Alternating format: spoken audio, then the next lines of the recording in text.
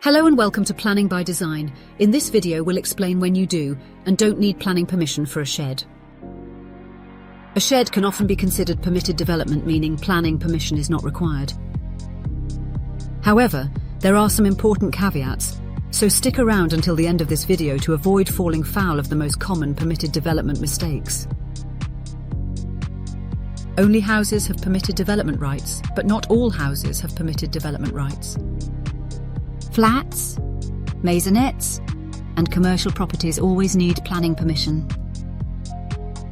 Planning constraints such as conservation areas, listed buildings, World Heritage Sites, areas of outstanding natural beauty, Article 4 directions, or even living under a flight path may limit or remove your permitted development rights. Any previous developments, even by a previous owner a long time ago, may have used some or all of your permitted development rights, meaning planning permission is required. Planning policies are also ever-changing.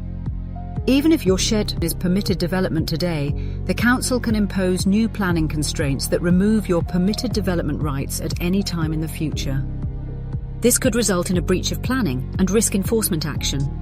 If an enforcement notice is issued and retrospective planning permission is refused, you would need to demolish the shed and restore the property back to its original state.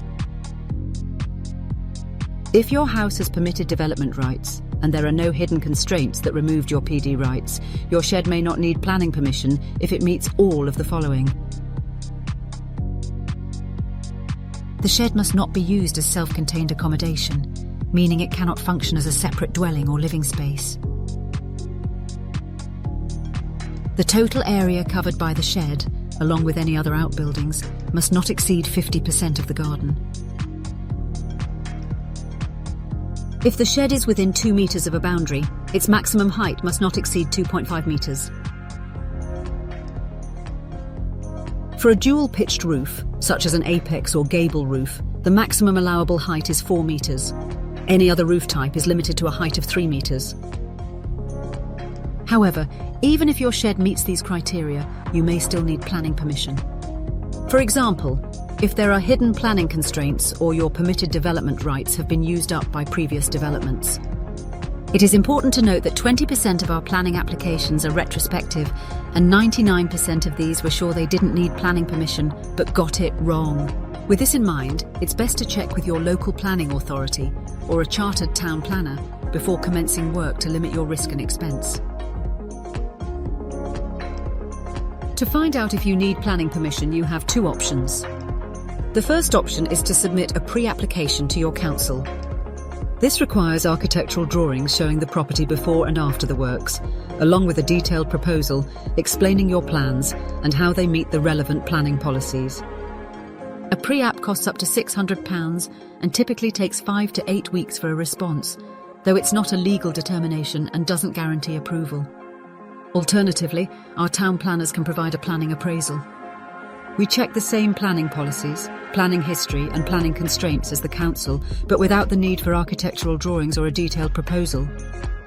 The advantage of a planning appraisal is you'll get the answers you need within a day instead of waiting weeks. For anything likely to be considered permitted development, it is always recommended to obtain a lawful development certificate before commencing any works. A lawful development certificate is the only way to prove that your development is permitted development and does not need planning permission. It is also often required when selling or remortgaging your property to prove to buyers or lenders that all modifications are lawful. Without planning permission or a lawful development certificate, your shed may not increase the value of your property.